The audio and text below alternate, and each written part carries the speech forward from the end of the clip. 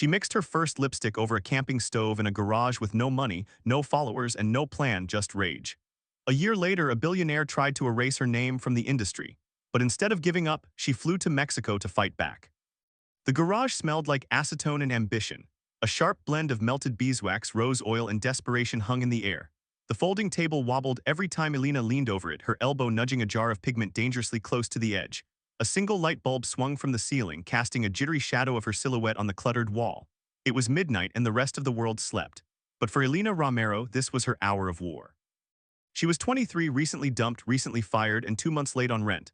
But none of that mattered, not tonight. Because tonight she had almost perfected Shade 7, a muted mauve lipstick that looked different on every skin tone.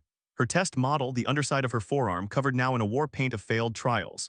Some came out chalky, others greasy, one had even turned an unfortunate shade of green. But 7, this one whispered potential. She glanced at the faded poster pinned above her workstation. Her mother's face stared back, not smiling but strong. Luz Romero had been a cleaning lady for most of her life, working in Beverly Hills mansions she would never live in. She died 3 years ago with cracked hands and tired feet, but she'd left behind a lesson: don't wait to be invited. Walk in and start cleaning the damn floor. Elena wasn't cleaning floors anymore. She was making her own damn room. By day she worked as a cashier at a corner bodega, biting her tongue when customers yelled about lottery tickets and overpriced gum. She saved every tip, every forgotten coin on the floor to buy ingredients online in tiny quantities. Shea butter, jojoba oil, mica powders. Her lab was a garage, her warehouse a dozen plastic bins under a blue tarp, but it was hers. She kept it secret mostly. No one knew what she was building except for Jamal, her best friend since middle school. He'd been the first to try her lip balm and the first to ask if she had a business plan. She didn't, but he still came over every Friday night with takeout and patience, helping her stir, pour, label. "You're sitting on a gold mine," he said one night, chewing lo mein. "You just need people to see it." Easier said than done. Elena didn't have connections or followers or even a website. What she had was grit. She started selling her lip tints at pop-ups, flea markets, and church parking lots, offering free samples and handwritten notes. Most people walked past, some smiled and lied, a few paid cash. One day, a woman in an expensive scarf stopped at her table, tested a shade, and bought 4. "You're going to blow up," she said casually. "I can feel it." Elena smiled but didn't dare hope. Not until 3 weeks later, when her phone buzzed at 6:12 a.m. with a DM from a verified account. "At Natalie Brunnett, where did you get this lipstick? People are asking, DM me your info." She stared at the screen, heart hammering. Natalie Brunnett, 1 million followers, beauty influencer, trend starter. Elena replied with trembling fingers. That night, Natalie posted a close-up of her face, soft matte lips and glowing skin. The caption read, "Obsessed with this new indie brand, Garage Girl Cosmetics, Shade 7, handmade, you're not ready." The next day, Elena sold out in 5 hours. Her phone wouldn't stop vibrating. Requests from bloggers, bulk orders, and even one message from a boutique in Soho. She couldn't keep up. She didn't sleep. She cried once in the bathroom from pure shock. But with the attention came something else: shadows. An email from a woman named Celine Monroe claiming to represent a venture capital firm. Polite, enthusiastic, and just a little too insistent. "We'd love to help you scale. Garage Girl has legs," she wrote. "Let's set up a call." Jamal warned her, just be careful. When money shows up, people stop being themselves. Elena brushed it off. She was still in the garage, still boiling lip balm over a camping stove. What was there to steal? But she'd learned soon enough, success doesn't just knock. Sometimes it breaks the door down. The first time Elena met Celine Monroe in person, she thought she was being pranked. The woman didn't look like someone from a venture capital firm. She looked like she'd stepped off the set of a Netflix series about ruthless CEOs. Crisp white blazer, hair in a sleek bun, stilettos that didn't flinch on Elena's cracked driveway. Celine looked around the garage with amusement, not mockery. "Very startup chic," she said, then gestured to the lipsticks neatly arranged on the fold-out table. "These are incredible. You made all of them yourself." Elena nodded, already suspicious. "Every batch." "And you're selling out." "Every time." Celine smiled like she was already counting the money. "Then you're sitting on a volcano, and I'm here to help you channel the eruption." The offer was clean, too clean. A $250,000 investment for 30% of Garage Girl Cosmetics. Immediate access to labs, production facilities, branding teams. "You'll be in Sephora by spring," Celine promised, handing her a tablet with projections. It was seductive. Elena felt like she was being handed the keys to a future she had only imagined in flickers. But something inside her clenched. She asked for time. Celine agreed graciously, too graciously, and left with a handshake that lingered just a second too long. That night, she sat on the floor with Jamal, the contract open on her laptop between them. He scrolled through it silently. "She's not lying," he finally said. "This could change everything." But he looked at her, eyes heavy. "But 30% is a lot, and once you take their money, you take their rules. They can change the brand, push you out." Elena closed the laptop. "I need to think." But there wasn't much time to think. Word spread. Other investors reached out. Some were vague, some were aggressive. One man said he'd buy the whole damn thing and rename it. Her email inbox became a battlefield. Everyone wanted a piece. Not all were playing fair. One morning, she found her Instagram hacked. The brand page gone, replaced with a crypto scam. She screamed into the empty garage, heart jackhammering. She barely managed to recover it, but the damage was done. Sales dipped. Followers questioned the brand's legitimacy. Competitors popped up overnight, copying her shades, her names, even her logo. Elena felt herself unraveling. The garage, once her sanctuary, became a pressure cooker. She missed Jamal's calls. Ate cold pizza at 3 a.m., cried quietly between batches. That's when her aunt called. "Your cousin's wedding is next week," Aunt Marisol said. "Everyone asking if you're coming." Elena hadn't been to Fresno in 3 years, not since her mom's funeral. She left the moment she turned 21, full of dreams and bitterness. "I don't know," Elena replied, rubbing her temples. "Your family," her aunt said gently. "We love you even when you disappear." The word family hit like a slap. In all this chaos, she hadn't spoken to anyone from home. Not even her little brother, Mateo, who used to make her laugh with dumb impressions. Not since she started chasing the dream. She closed her laptop. The lipsticks could wait. That weekend, she got on a bus to Fresno with a duffel bag and no makeup. When she arrived, her cousin Lucia tackled her in a hug. Her aunt cried. Mateo barely recognized her. "You look tired," he said bluntly, "like you've been in a war." "I have," she whispered. They laughed, then they talked. Late that night, sitting on the porch with her brother, Elena told him everything. The business, the investors, the pressure. Mateo listened, then said, "You know, Mom would have told you to breathe, and to never let anyone sell your name back to you." The words clung to her. Back in LA, she opened the contract again, read every line, then deleted it. She wasn't selling yet. Instead, she posted a video, just her barefaced in the garage. "Hi, I'm Elena. I make Garage Girl cosmetics by hand and I'm not going anywhere. No investors, no big deals, just me making good stuff for real people." It went viral, the comments flooded in, finally someone real, supporting forever. Sales exploded again, even bigger than before. But now eyes were on her, real eyes, dangerous eyes.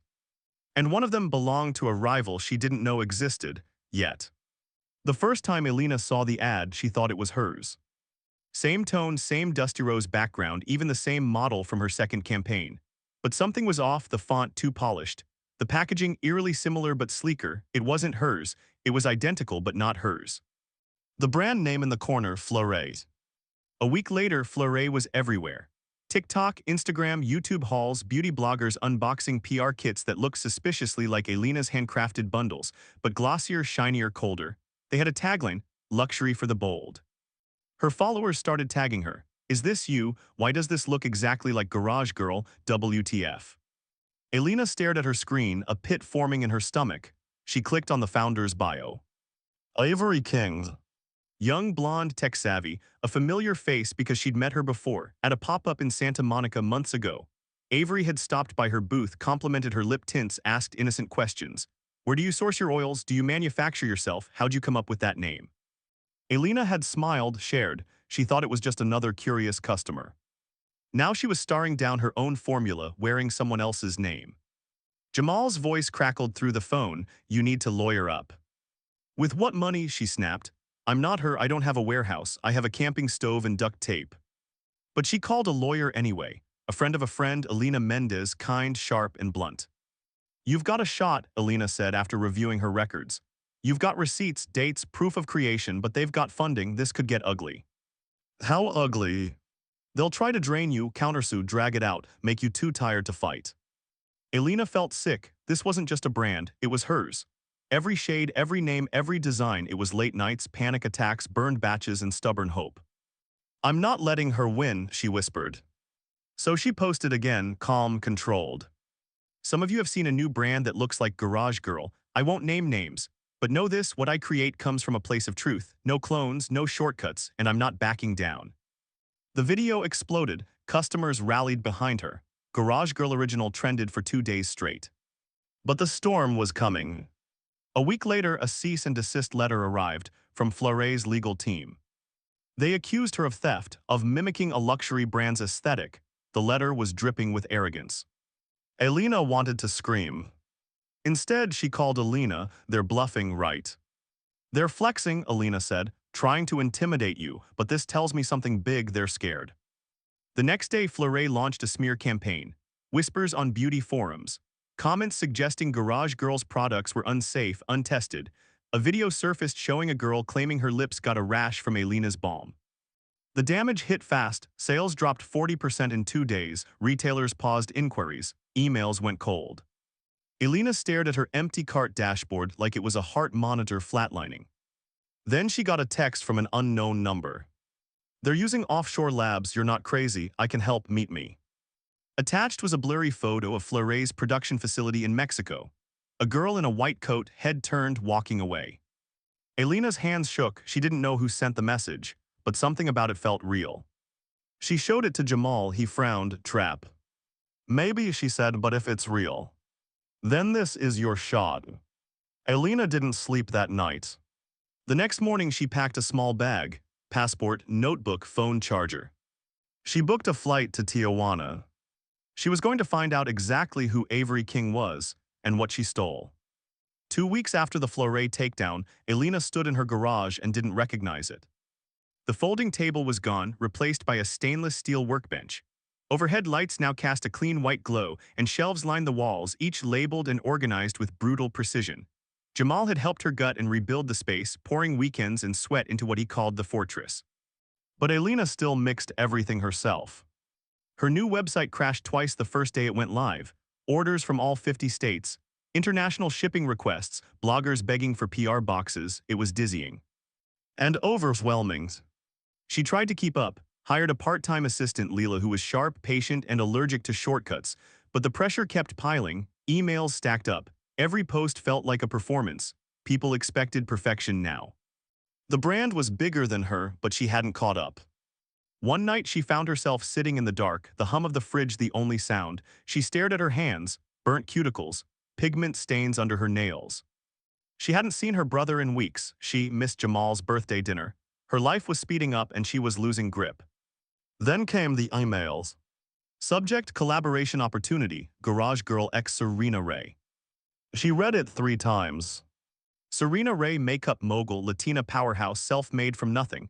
Her story had fueled Elena for years, and now she was reaching out. Elena flew to New York the next week. The meeting was held in a sunlit loft in Soho. Serena entered in jeans and a blazer, no entourage. She sat across from Elena and smiled like they were already friends.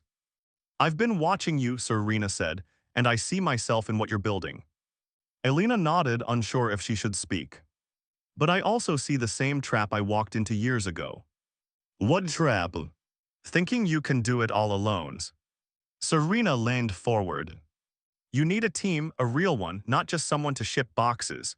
You need people who believe in what you're building but know how to scale it." Elena swallowed hard. "I'm scared if I let go, I'll lose control." Serena smiled gently. "Control is good, but burnout is blind. If you crash, your brand crashes with you. Don't become your own bottleneck." They spoke for hours about growth, partnerships, lessons from the trenches. By the end, Serena offered her more than a collab. She offered mentorship, investment, guidance. No pressure, no fine print. "Think about it," she said, handing Elena a business card. "But don't take too long, the world moves fast." Elena walked out into the New York wind, shaken but buzzing. Back in LA, she met with Jamal. Over tacos, she laid it all out. "I thought beating Fleury was the peak," she said, "but now I see that was just the beginning." Jamal leaned back, chewing thoughtfully. "You were always the brand, but now the brand can't be just you." So she made a decision. She took Serena's offer, but on her terms. Hired a small team, kept production personal but expanded shipping, partnered with ethical suppliers, and most terrifying of all, she started mentoring a teen entrepreneur from her old neighborhood, a full circle she didn't know she needed. She even found time to breathe again. Mateo visited, they laughed, played cards. Jamal started dating someone finally. And Elena's. She began to dream bigger. Not just lipsticks, skincare, body oils, a community, products named after women who built from nothing. One night as she packed a box for a woman in Kansas, she paused. Inside, she slipped a note. You're not just wearing makeup, you're wearing resilience. Because that's what Garage Girl had become. Not a product, a promise. The expansion was measured, intentional. Elena avoided the glossy pitfalls that had nearly swallowed her the first time. She still worked from the garage, though now it had a shipping bay and kept her hands on every formula that left the table. The brand had grown, but she hadn't let go of its soul. Then came the fire. It started small, a faulty outlet in the back corner, one spark, one forgotten rag soaked in almond oil. By the time Leela smelled smoke, half the garage was gone, no one was hurt, but everything else, inventory, equipment, photos, notes from her mom, burned. The news broke fast. Local beauty entrepreneur suffers tragic fire. Garage girl scorched, can she come back again? Elena watched her life in flames, helpless. But the worst part wasn't the fire. It was the silence afterward. No orders, no messages, no posts, as if the world had moved on. She sat on the curb in front of the wreckage, ashes staining her sneakers, and for the first time since she started, she felt something close to defeat. Then a car pulled up. Jamal got out holding 2 coffees and a giant cardboard box. What's that? She asked numbly. He handed it to her. Letters, notes from customers. We put out a call, told them what happened. They sent this. She opened the box and froze. Handwritten notes, some crayon drawings. A woman wrote, your lipstick gave me courage before my first chemo session. A teenager scrawled, you make me feel like I belong. Elena blinked hard, her throat tightened. I didn't know people cared, she whispered. Jamal sat beside her. You're not just a brand anymore, you're a symbol, and symbols don't burn. That night, she posted a single video. No makeup, just her sitting among the charred remains. I lost everything in the fire, she said, but not the reason I started. If you ever believed in what Garage Girl stood for, I need you now. She started a campaign, Rebuild Garage Girl. The response, immediate, overwhelming. Customers donated, influencers rallied. Serena matched funds, the community she'd built brick by brick, post by post showed up in force. Within a month, she had enough to rebuild. But not in the same garage. This time she rented a small warehouse, still in East LA, still gritty, but safer. Bigger, she hung her mom's restored photo on the new wall. Above it, a single phrase in bold paint. Don't wait to be invited. Production resumed. New collections launched, each one themed around resilience. Fireproof packaging, shade names like Ash Reborn, Steel Spine, Smoke, and Rise. She even brought Rosa on full-time, giving her a lab of her own. But one night, as she reviewed invoices, her phone buzzed with a message that stopped her cold. We need to talk, Avery. She stared at the screen. She hadn't heard that name in months. Last she saw, Fleuret had rebranded, gone quiet. Curiosity clawed at her. She replied with one word. Why? Avery responded instantly. Because I want to make this right. Elena didn't sleep. The next day, she agreed to meet. In a coffee shop downtown, Avery showed up with no makeup, no pretense. I lost everything, she said flatly. Investors pulled out, team quit, no one wants to touch the brand. Elena said nothing. I was arrogant, Avery continued. Thought I could take what you made and do it better, but it turns out what you had can't be copied. Silence stretched. Then Avery reached into her bag and slid a check across the table. Settlement, she said, not hush money, not charity, just overdue. Elena didn't touch it. Instead, she looked at the woman who had once tried to erase her and said, you didn't just steal my work, you tried to erase my story. I know, Avery said, I'll carry that. She left, the check sat on the table, heavy and strange. Elena didn't cash it right away. She went back to the warehouse, stood under the photo of her mom and whispered, we did it. Because this wasn't just a business. It was a battle she'd won with dignity intact. 1 year later, Garage Girl wasn't a trend, it was a movement. The new flagship store opened in East LA on a bright Saturday morning, tucked between a bookstore and a taqueria. No red carpets, no celebrities flown in, just a line of women, mothers, students, grandmothers stretching down the block, each one holding a memory, a shade, a story. Inside, the store looked nothing like a Sephora. It felt like someone's living room, warm light, framed photos of customers who'd written letters, walls painted in soft pastels. At the center, a table displaying the original 5 shades, including shade 7, still handmade, still hers. Elena stood behind the counter, wearing a faded hoodie and her mother's wedding ring on a chain around her neck. She didn't make a speech, didn't pose for pictures. Instead, she greeted every customer with a smile and a memory.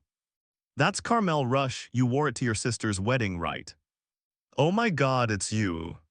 "Yes, it's still small batch. Yes, I still mix some of them myself." She signed notes, hugged strangers, watched as a little girl picked up a lip balm and whispered to her mom, "I want to be her when I grow up." At noon, Jamal arrived with flowers and a shy grin. "You made it," she said, her voice soft. "Wouldn't miss it." They stepped outside for air, the line still snaked around the block. "I remember when you sold your first balm in a parking lot," Jamal said. Elena laughed, "And you told me it smelled like Play-Doh." "Oh, it did." They fell into silence, watching as the city buzzed around them. "You ever think about how much you gave up for this?" he asked gently. She turned to him, "Yeah, all the time." "And was it worth it?" She looked back at the storefront. She remembered the fire, the betrayal, the silence, the chaos, but also the victories, the letters, the faces, the girl with the crayon drawing, the quiet strength that had kept her from folding. "I didn't do it to be rich," she said. "I did it to be free." Jamal nodded slowly, "Then maybe you've made more than money." They walked back in. That night, after the doors closed and the last customer had left, Elena stood alone in the store. She turned off the lights one by one until only the glow from the streetlight poured through the front windows. She walked to the wall of photos, touched the edge of her mother's frame, and whispered, "We built something." The reflection in the window showed a woman no longer trying to prove anything, just standing. Steady, unbroken. Garage Girl had started with a lip tint and a dream, but it ended as something more. Proof that fire doesn't just destroy. Sometimes it forges.